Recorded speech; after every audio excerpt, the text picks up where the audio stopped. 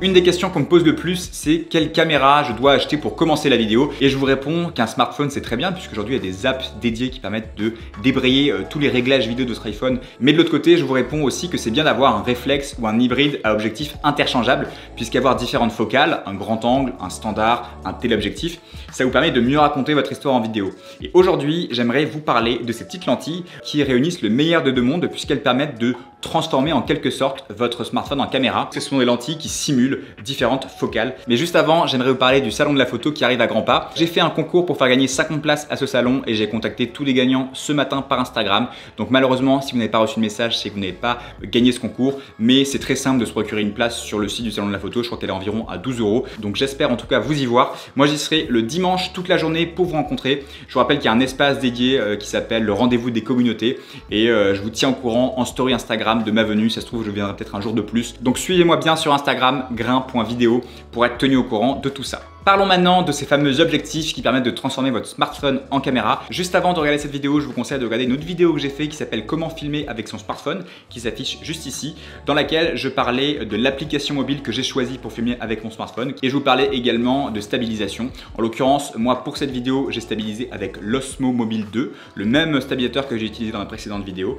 Et concernant l'Ab, j'ai utilisé Filmic Pro et j'explique toutes ces raisons-là dans la dernière vidéo. Donc allez la voir si ce n'est pas encore fait. Dans cette vidéo, on va parler de manière spécifique de la marque Pixter, qui est une marque française et qui m'a gentiment envoyé son pack pro. Mais il y a d'autres marques qui existent. Je sais qu'il y a la marque Moment qui fait fureur aux États-Unis, qui fabrique aussi différents objectifs pour smartphone, dont un objectif que j'adorerais tester, qui donne un rendu anamorphique, vous savez, avec des flares particuliers, ce rendu qu'on retrouve au cinéma. Peut-être que Pixter va la sortir prochainement. En tout cas, ce qu'on retrouve dans ce pack, c'est différentes focales. Tout d'abord, le fisheye, le super fisheye 8 mm, qui en fait permet d'avoir un rendu très grand angle, ultra grand angle, avec des perspectives déformées. Vous savez, ce look qu'on retrouve dans les sports extrêmes, les films de skateurs. Moi, je suis pas fan de ce look puisque je trouve qu'il déforme trop les perspectives et donc il déforme le sens de la réalité. Donc, je l'ai pas beaucoup utilisé celui-là. Mais si vous voulez donner un look sport extrême, il est parfait pour vous.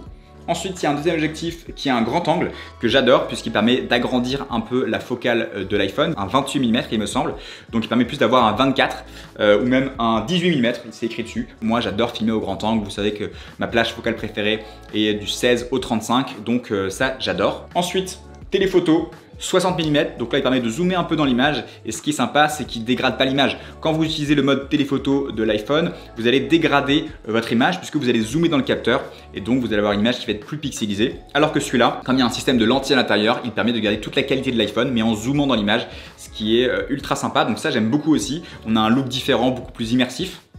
Et enfin, on a l'objectif macro qui lui est en 25 mm et qui permet de capturer des détails hyper sympas, mais vous allez voir qu'il est quand même assez difficile à utiliser. Concernant la fabrication de ces objectifs, ils ont une apparence très solide. Il me semble que les optiques sont en métal, par contre la petite pince est en plastique, mais franchement on a une super sensation de solidité quand on les prend en main. Ce qui est sympa, c'est que cette petite pince se dévisse, ce qui fait que vous pouvez prendre uniquement une seule pince avec tous les objectifs séparément et ce qui réduit considérablement la taille de ce pack, pas mal pour le voyage par exemple. Par contre le petit défaut c'est que c'est assez compliqué à mettre, vous voyez quand on le met sur l'iPhone, il faut bien viser pour trouver le bon angle et ça c'est un défaut de ces pinces. Alors je sais pas si c'est pareil pour tous les objectifs pour smartphone, mais c'est vrai que là je l'ai quand même remarqué sur les objectifs Pixter. Et enfin le plus intéressant en termes d'utilisation, moi j'avais peur d'une chose, c'est que ces lentilles déséquilibrent trop mon Osmo Mobile. Quand vous mettez la lentille sur votre iPhone, le poids de l'iPhone change, il a beaucoup plus de poids sur un côté et j'avais peur que sur l'Osmo ça soit déséquilibré et que le stabilisateur ne soit pas optimal, mais en fait tout va bien, il n'y a pas de problème. Alors pensez par contre à bien serrer toutes les vis de votre Osmo Mobile, puisque ce que j'ai fait par erreur c'est que j'avais pas bien vissé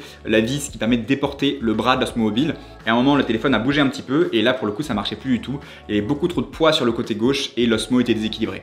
Donc pas de souci en termes d'équilibrage sur un Osmo Mobile par exemple, mais pensez bien à serrer les vis de l'Osmo pour ne pas avoir de déséquilibrage intempestif pendant votre shooting. En termes de qualité d'image, j'ai pas constaté de déperdition de qualité au centre de l'image. Par contre, c'est très fréquent qu'on ait une image qui soit floue ou avec une sorte d'aberration chromatique sur les côtés, puisque c'est difficile de les placer. Il faut les placer, je pense, pile au centre et c'est très compliqué pour avoir une image nette partout. Et je sais même pas si j'ai réussi à le faire une fois, d'avoir une image entièrement nette. Donc c'est sûr que si vous utilisez ces optiques avec votre smartphone, vous allez avoir un look un peu parfois psychédélique sur les côtés. Après ça donne un style, hein, moi je trouve ça plutôt sympa, mais c'est vrai que parfois on a envie d'avoir une image nette partout et je trouve qu'il y a vraiment un souci par rapport au placement de ces optiques sur son iPhone. Alors je sais pas si d'autres marques font mieux, en tout cas c'est vrai qu'il faut le prendre en considération quand on achète ces objectifs pour smartphone.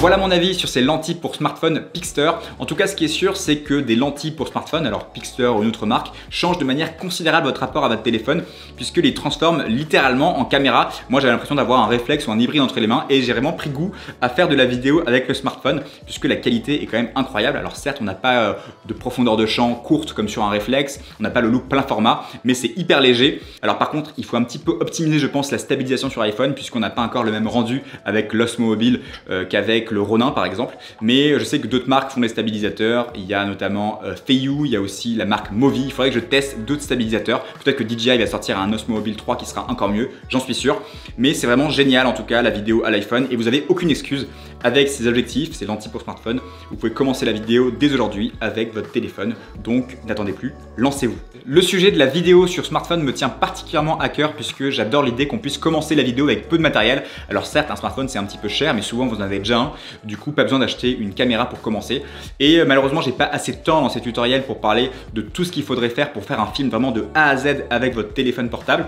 Mais si vous êtes intéressé, je pourrais peut-être créer une formation complète, un peu comme la formation que j'ai faite sur le montage vidéo sur Udemy, pour vous apprendre à créer un film de A à Z avec votre smartphone. Dites-moi si c'est quelque chose qui pourrait vous intéresser. Je vous mets un petit sondage juste ici. C'est tout pour aujourd'hui, j'espère que ça vous a plu. Si c'est le cas, vous pouvez mettre un petit like. Abonnez-vous si ce n'est pas encore fait. Suivez-moi sur Instagram pour voir toutes les coulisses de grains. Et n'oubliez pas, sortez et faites des vidéos. Salut!